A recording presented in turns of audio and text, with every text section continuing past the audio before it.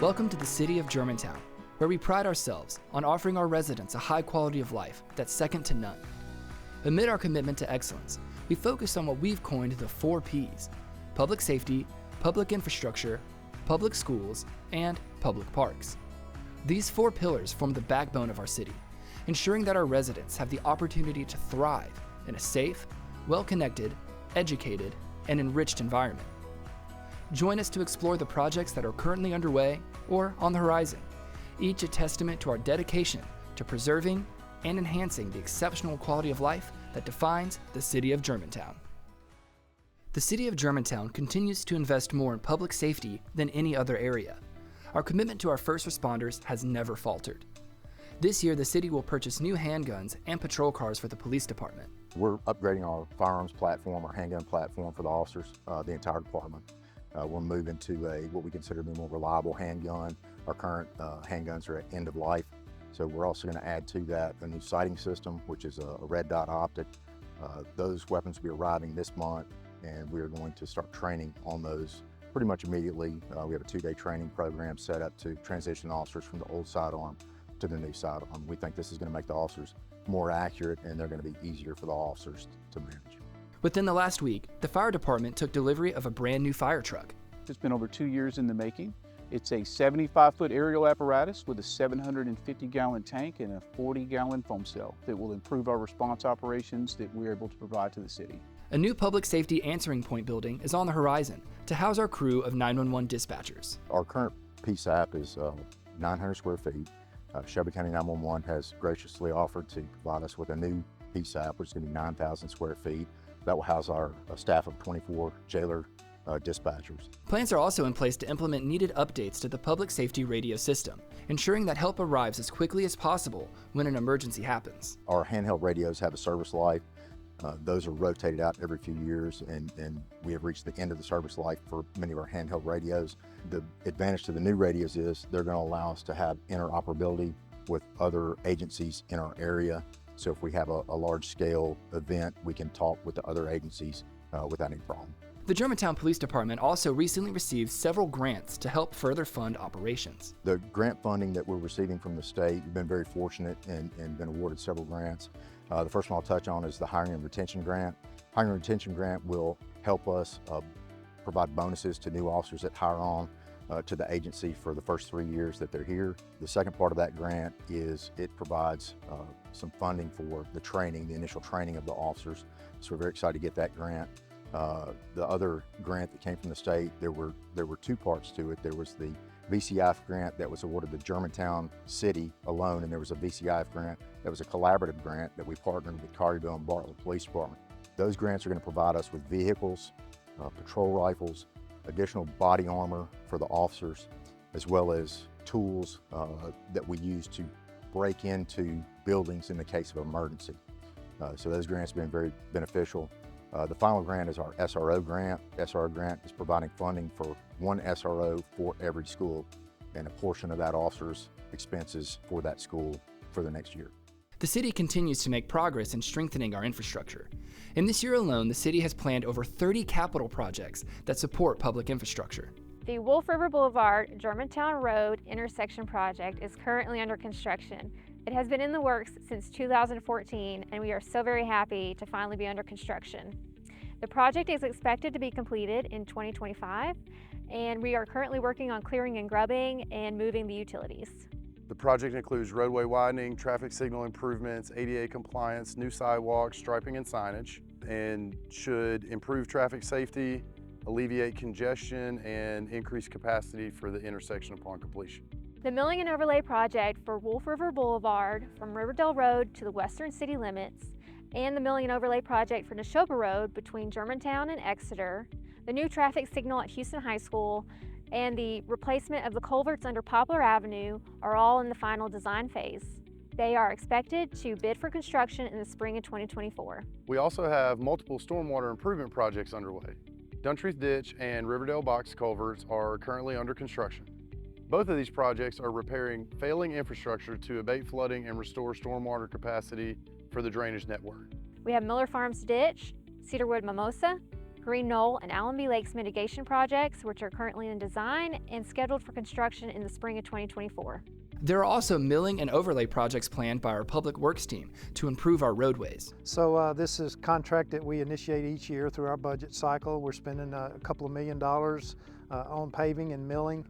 We assess our streets every year and try to determine the streets that are in the greatest need for asphalt milling and repaving, and we'll be addressing those over the fall and then also in the spring. Currently we're working on North Johnson Road, we're working on Bracton Avenue, and we're working on Kimbrough Road, and we hope to get those milled and paved this fall. And then in the spring we'll be working in some subdivisions, most notably the Forest Hill area, working off of Forest Hill back out to the east of Forest Hill in that subdivision. One specific roadway project underway is the Dogwood Road Reclamation Project. Really excited about that project. It's phase 2 of a reclamation of Dogwood Road. Dogwood Road was put in the county, and so we kind of inherited the conditions of that road many years ago, and it's been a struggle to keep that pavement up to good shape. So we're doing full depth reclamation, going all the way down to the dirt basically, and rebuilding the road. Phase 1 last year carried us from Kimbrough down to about Birchton. Phase 2, which was just approved by the Board of Mayor and Aldermen to be executed in the next couple of months, it takes us from Birchton out to about Elm Row. Other projects in the works include pipelining, bringing our new elevated water tower online, and moving towards automated meter reading. Automated meter reading's been a long, arduous process. We want to do this right, so we've taken our time going through the whole process. We have bid it out. We've requested companies that do this kind of work to submit proposals, and we're now in the process of reviewing those proposals. We had 5 submittals, so we're going to have some varying ones to look at and to analyze. We do have a consultant on board that's helping us make this decision, somebody that's in the business that does this every day. But it's our goal to start putting automated reading devices in the ground in front of the homes by March or April of this year. For nearly 30 years, our city has been invested in cured-in-place pipelining to line sewer lines and stormwater lines that are failing or in need of rehab. We just finished the FY23 project and got that contract completed. We'll go back out in the spring for cured-in-place pipelining again. Again, we're spending about $350,000 on that. It helps keep our sewer system tight, keeps it protected from infiltration, and keeps it very efficient. It's a good investment into our infrastructure. The new water tower is looking great, as you can see over my shoulder here. The process is still in place of finishing the construction. Most of it is site work now, getting the walls and the gates and the small buildings that we're going to put in there, and landscaping and that sort of thing.